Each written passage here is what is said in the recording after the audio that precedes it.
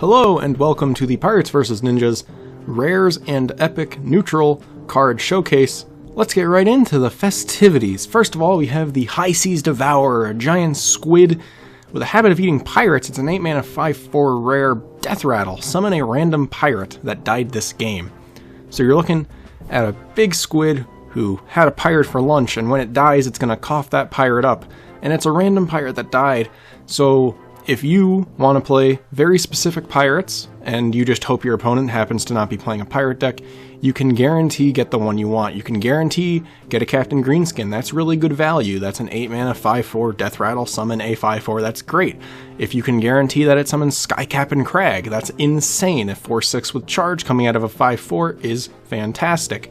Any other well-statted pirates are going to be really good coming out of this card, but any of the small ones that your opponent might be playing if they're playing a different kind of pirate deck might be a problem, or if you end up playing a few small static pirates, you might not get as much value as you want. However, the possibility of getting insanely high value from this card is very, very high. Next we have the Crazed Weaponsmith, a 2-mana 2/2 battlecry. Swap the attack and durability of your weapon. This card is a very simple sort of Crazed Alchemist spin, except it swaps weapons. It is only your weapon. However, being able to swap a Fiery War Axe into a Stormforged Axe if you need that. You can make your Rogue Dagger deal 2 damage instead of 1. You can make your Charged Hammer into a 4/2 weapon, which does a lot more damage. You can make your Doom Hammer into an 8/2, quite scary. And you can do tons of other things with this. A lot of pirates interact with the attack or durability of your weapon. Very rarely do they interact with both, so being able to switch it on the fly can help you benefit more pirates in your hand and get way more buffs and make your weapon way more effective. Next we have the Sword Trainer, a 2-mana 2/3 pirate battlecry. Equip a 2/2 training sword weapon. It cannot attack. So this is a very simple pirate. It's a neutral, and it's designed so that every class has an option for a weapon. Now they can't attack with it, the priest isn't going to be swinging in with the training sword, but what the priest is going to be able to do is buff pirates and interact with pirates that interact with the weapon, because those pirates, such as the Dread Corsair, they don't mind if you're attacking with the weapon, they simply mind what the actual numbers are. They mind that it's a 2/2. They become more powerful or cost less based on the attack and durability of the weapon, so just having a 2/2 weapon, even if it doesn't do anything, is still useful to a pirate deck, especially those pirate decks which don't actually have weapons within their own class. Next we have the Southesea Ship, a 9-mana 3/4 boat. Incredibly unimpressive stats. Why would you ever run this, you think, until you read the Death Rattle? Summon 2 ship's cannons, and then a Southsea Captain. So this card is just value overload. It is incredibly slow, especially considering the context of pirates. However, a card which is a 9-mana 3/4, of course, is awful. However, the Death Rattle summons 2 2/3s and a 3/3, which gives friendly pirates +1/+1, and because of the order in which the card denotes those minions getting summoned, the ship's cannons will both launch a 2 damage projectile at a random enemy, meaning you could potentially deal 4 damage. It may not be split into your favor, but this card effectively is Death Rattle, deal 4 damage randomly, summon a 2/2, summon 2 2/3s and a 3/3, and it's a value card. It is not a fast card. It is incredibly slow, as a matter of fact, but the value you can get on it is absolutely insane. Next we have the Traitor, a 4-mana 2/2 battlecry. If you control a ninja, discover a pirate. If you control a pirate, discover a ninja. So this card gives value in the form of discover to a pirate or ninja deck, and ridiculous value to a pirate ninja deck. In fact, in a pirate ninja deck, this discovers 2 cards, and if it's a pirate ninja deck, pirates and ninjas will both be very helpful. And that is insanely powerful, absolutely ridiculous. An auto-include for sure in any pirate ninja decks you're thinking of making. Next we have the Ninja Seer, a 2-mana 2/2 ninja. Whenever a minion loses stealth, gain +1/+1. This card is very strong because it's, of course, an infinitely growing minion. It is a ninja, meaning there are ways to give it stealth permanently, and ninjas losing stealth seems pretty common, considering how many ninjas have stealth built into them. When they attack, they lose stealth and give the Ninja Seer +1/+1. If you have a few ninjas around on the board, you play this, you give it +2/+2, +3/+3 even on the turn it's played. That's really, really strong, really good stats for the cost, and even playing it on turn 2, you may have a ninja or even a non-ninja with stealth on the board already to lose that stealth and get a 2-mana 3/3. A very strong card for ninja decks or simply stealth-themed decks. Next we have the Persistent Assassin, a 3-mana 1/1 ninja. At the end of your turn, gain stealth, a very powerful effect that gives you essentially infinite 1 damage pings as long as you don't actually attack a minion with an attack value. And of course, if you buff this minion, it can become infinite however many damage pings, granted your opponent doesn't get rid of the stealth in some way, and doesn't have any kind of other way to get rid of the assassin. You can infinitely attack, buff this minion, and maybe even go for some sort of shenanigans. The old paladin, I'm going to play Shade and Axaramus and wait for it to get big enough to kill you outright kind of deck. This card is a perfect fit for a deck of that nature, and would absolutely be the kind of card you'd want to put into that deck. Next we have the Tardy Shado-Pan, a 3-mana 2/2 ninja. Battlecry, at the start of your next turn, deal 3 damage. So at the start of your next turn after playing this, you get to pick what thing you want to deal 3 damage to, which is a really strong effect.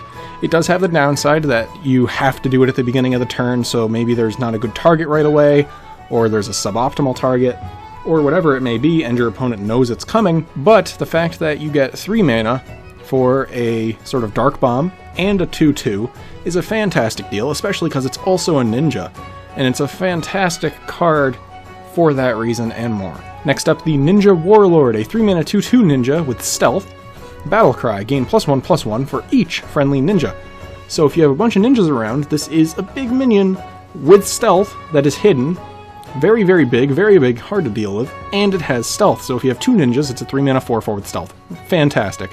And if you have more than that, it just gets more and more insane, and more deadly to your opponent, who now has to deal with a giant minion and a one that has stealth. And now we begin the epics, starting off with the Shogun, a 4-mana 4/4 ninja. Battlecry, give your ninjas with stealth +2 attack, and your ninjas without stealth +2 health. So this card is very versatile in that any ninjas which come packaged with stealth, you can choose to leave them in stealth and give them the attack, or attack with them to give them the health. And for that reason, you can have a big board with all your ninjas that you want to buff, and you can be very meticulous about whether you need the attack to finish something off or the health to survive some trades, which makes it versatile and very interesting to play with. Next is the Great Sea Mermaid, a 5-mana 3/5 with a Battlecry, take control of a random enemy pirate. So it's a very anti-pirate card, very apparent. However, when it's played and there are no enemy pirates, it is very mediocre. 5-mana 3/5 is just bad, but the potential upside is well worth it for a tech card like this against pirates. Next we have the Adventurer's Owl, a 3-mana 2/3 mech. Battlecry, choose a minion. Discover a minion of the same type. So, same type means a type, such as Beast, Mech, Dragon, Murloc. And what it means is you get to pick one, so if the enemy has a beast, you can pick their beast, and then you discover a beast. You can pick a friendly Murloc and discover a Murloc. Pick a dragon, discover a dragon. A really strong card that you can fit into a deck with a bunch of minion types. Maybe since this is a mech, you can put it in a mech deck and discover a mech. You can put it into a zoo deck, and I don't mean a warlock zoo, I mean a zoo with a curator, zoo bots, and all that. And discover any of them, really, because you're going to have all the different minion types in that kind of deck, which allows you to essentially just discover a card, and you get a bit of control over what the parameters of that minion is going to be. A very strong card, and a very interesting one at that. Here we have the Hero to the Downtrodden, a 3-mana 2/4. Whenever you play a minion with no card text, give it +2/+2.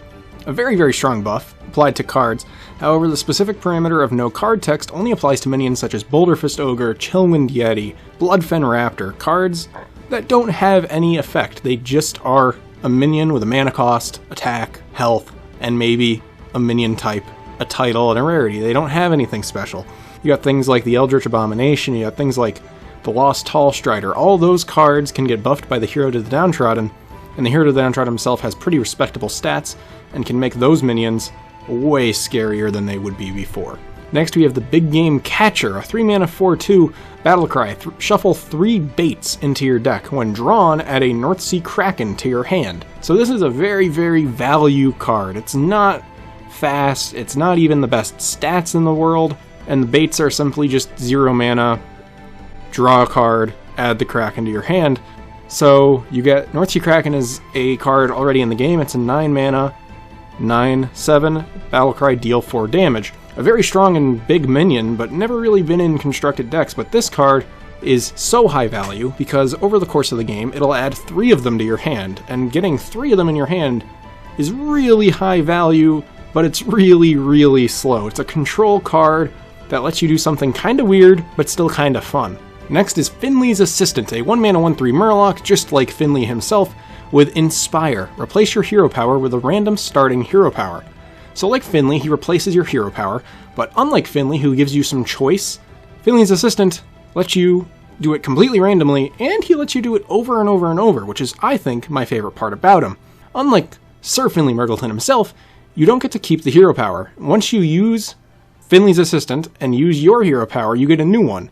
Then you can use that new hero power and get a new one. Then you can use the new hero power and get a new one, and a new one, and a new one. You can just keep getting new hero powers, and in fact, in one turn, you can use 4 hero powers, and you can use 4 different classes' hero powers unless you get the same one twice, and you can just get a bunch of hero power value by using more than one class's hero power in the same turn, which is really cool, and it also indirectly gives all other Inspire minions more validity because you can play them and then Finley's Assistant and then use a bunch of hero powers in the same turn. It's sort of like Kaldara Drake, but way more random and, of course, neutral and also very, very cheap. Next, we have the Faceless Kraken, a 6 mana 1/1, obviously not the most impressive in the stat department, but it has a good effect. When a friendly minion gains attack or health while this is in your hand, gain that attack or health. So it isn't a strong minion until you have a deck built around it. When you build a deck around it, and you play things like a Blessing of Kings on a friendly minion, and this is in your hand, it becomes a 5/5. Still not good, but if you play another Blessing of Kings, it becomes a 9/9 for only 6 mana, which is it's pretty strong, to say the least. You play some Blessing of Mights, and it gets higher. You play, Priest, you play Velen's Chosen, Power Word Tentacles, Power Word Shield, all those cards, it gets really big, really nasty for only 6 mana especially, and anything like that. And it is gain attack or health, so if you double a minion's health and they gain 10 health, this gains 10 health, you get a 6 mana 1/11, and then you give it some attack somehow, and you have a really scary minion. Plenty of decks can think of ways to buff their minions over and over and over in order to get this thing to be really, really big and threatening over the course of a game, and it can be a huge finisher for buff-heavy decks. Next is the High Seas Taskmaster, a 3 mana 3/3. Your, at the start of your turn, effects also trigger at the end of your turn. This card has some somewhat interesting and niche use with a bunch of cards that trigger at the start of the turn, and you can guarantee that those effects go off. Some notable, very, very powerful cards are Alarmobot, which will guaranteed pull something. Cards like Demolisher, which will throw a bomb guaranteed, and if they don't kill it, will throw a second. And other cards in this expansion themselves, with at the start of your turn effects, and tons of other things like that. And it also creates a problem for your opponent where they have to decide, if I kill the thing that's doing the effect, I'm going to still have the problem of the Taskmaster if he has another card that does at the start of your turn effect. So they have a problem of needing to get rid of both things because they don't want to let the effect go off over and over, but they don't want you to be able to guarantee another one because of the Taskmaster being alive. So it's very strong, and it creates a big problem for your opponent, especially since you can guarantee get value out of it when using a bunch of strong cards in the game. Next up, we have Unminer, a 2 mana 2/2 Battlecry. Discover an uncollectible card, and I actually have a special guest speaker to talk about this card for a minute. Unminer was one of my favorite ones that I've seen. Discover uncollectible cards. Genius, really, to have this type of mechanic, because there's so many cards in this category that are so wild and so obscure that they really should be in some way introduced into gameplay. You heard the man. Thanks to Kriparian for that glowing review of Unminer. And uncollectible cards is a very interesting category. There are things like the Golden Monkey in there, things like Ashbringer, things like VO7TRON, Voltron from Imran's Head. Any of those crazy insane things. And there are also tons of weird things like 1 mana 1/1 snakes, or 2 mana 2/2 whatevers, treants, or 3 mana 4/4 Nerubians. All these weird other things. There's sheeps, there's frogs, there's all these weird little things, and all these big crazy things, and all these things in between. That Unminer is just an interesting card to play with. Maybe not good, but certainly very fun. And that is the end of the Rares and Epics showcase for Pirates vs. Ninjas. Thanks for watching. See you in the next video.